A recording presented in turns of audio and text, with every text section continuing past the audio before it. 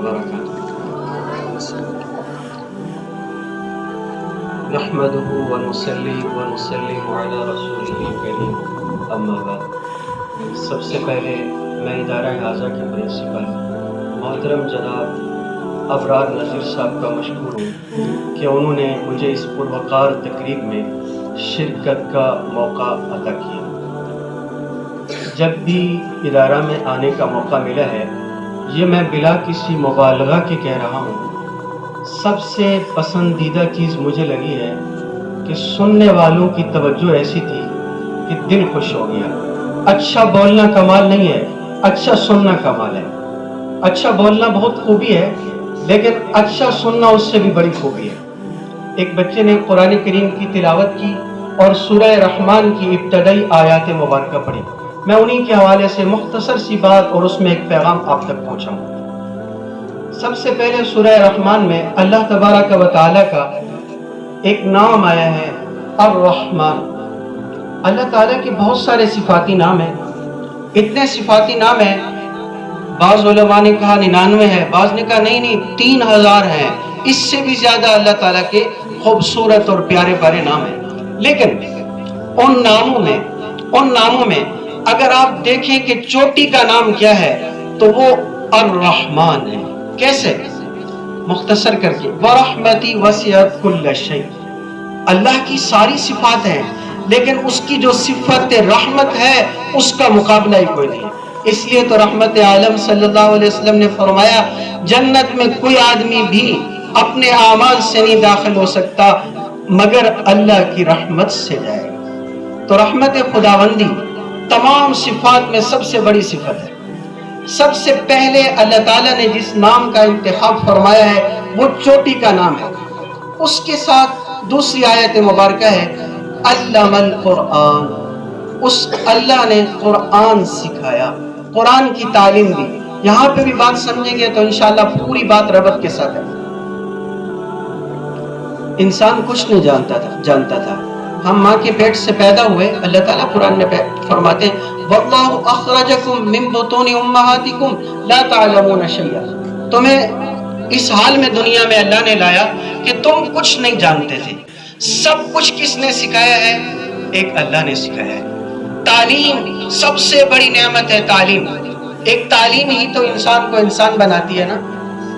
لیکن تعلیم میں سب سے بلند ترین چیز قرآن، وہ تعلیم قرآن تھی۔ اس لیے پہلے چوٹی کی صفت بیان کی الرحمن، پھر اس سے بھی بڑی بات کی علم القرآن۔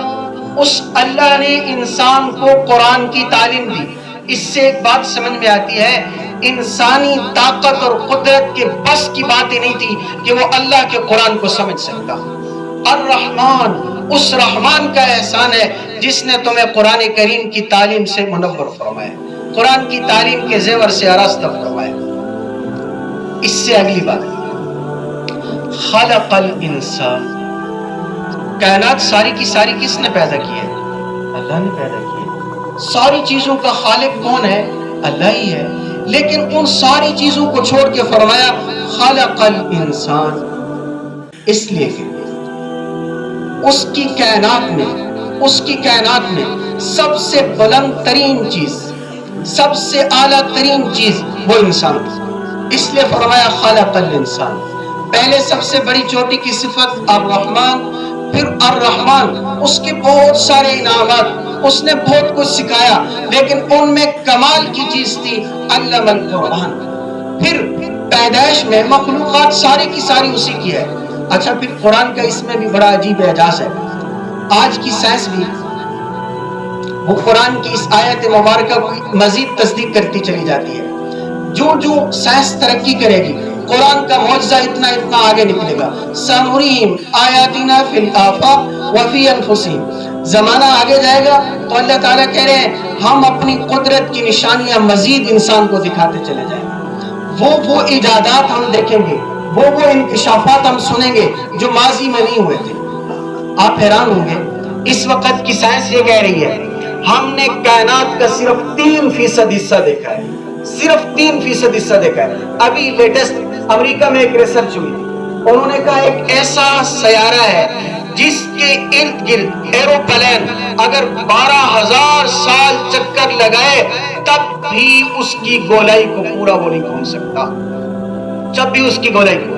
اتنی بڑی کائنات میں سب سے بڑی تخلیق فرمایا خلق الانسان، سب سے بڑی تخلیق انسان تھا، سب سے بڑی تخلیق انسان۔ اچھا پھر اس سے آگے چلیے، علمہ البیان، علمہ البیان، انسان کو اللہ نے بہت کچھ سکھایا ہے، اللہ نے انسان کو بہت کچھ عطا کیا ہے، لیکن اس اللہ تعالیٰ کی تخلیق میں، اس انسان میں تمام نعمتیں، تمام قدرت کی نشانیاں موجود تھیں، ایک ایک پورے کا، ایک ایک بال کا بھی ہم مقابلہ نہیں کر سکتے، لیکن فرمایا اس میں بھی عظیم ترین چیز تھی، میں نے انسان کو قوت گویائی دے دی ہے، میں نے انسان کو بولنا سکھا دیا ہے۔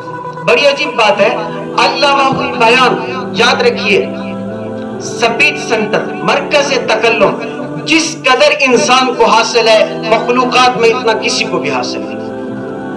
اگر آپ غور کریں تو میں دوبارہ اپنی بات کو خلاصے کے ساتھ بتا دوں، سب سے اللہ تعالیٰ کی نمایاں صفت رحمان، پھر اللہ تعالیٰ کی عظیم مہربانی، تعلیم میں تعلیم قرآن، اللہ تعالیٰ ساری کائنات کا خالق، لیکن تخلیق میں عمدہ ترین صفت تخلیق انسان، پھر انسان میں اللہ تعالیٰ کی بے شمار نعمتیں، ان سب میں نمایاں چیز اللہ نے اسے قوت گویائی دی، نطق دیا۔ یہ جو فلاسفہ ہے نا، فلاسفہ یہ انسان کی تعریف ہی یہی کرتے ہیں، حیوان ناطق، حیوان ناطق۔ انسان حیوان ہے، باقی جیسے جانور کھاتے ہیں یہ بھی اسی طرح کھاتا ہے، جیسے ان کا قوت نظام ہے اس کا بھی قوت نظام ہے، ساری سوچ ان کو بھی، گھر کی، بال بچوں کی ساری چیزیں لگی ہوئی ہیں۔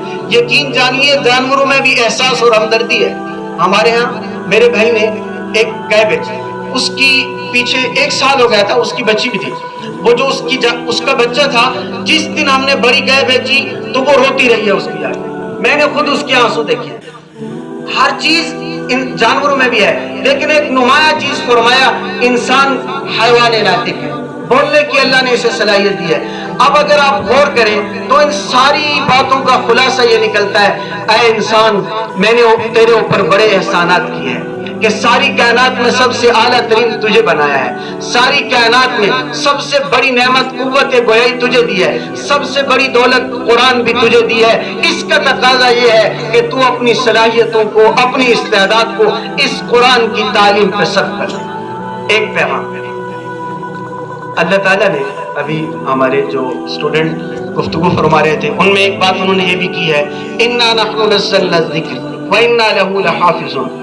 اس کائنات میں قرآن اتارنے والے بھی اللہ ہیں، قرآن کے محافظ بھی اللہ ہیں، کوئی شک نہیں اس میں، لیکن اللہ تعالیٰ ان سینوں کو منتخب کرتے ہیں جو قرآن کریم کو اپنے سینے میں محفوظ رکھتے ہیں، وہ اللہ کے نائب بن جاتے ہیں قرآن کا محافظ بننے میں۔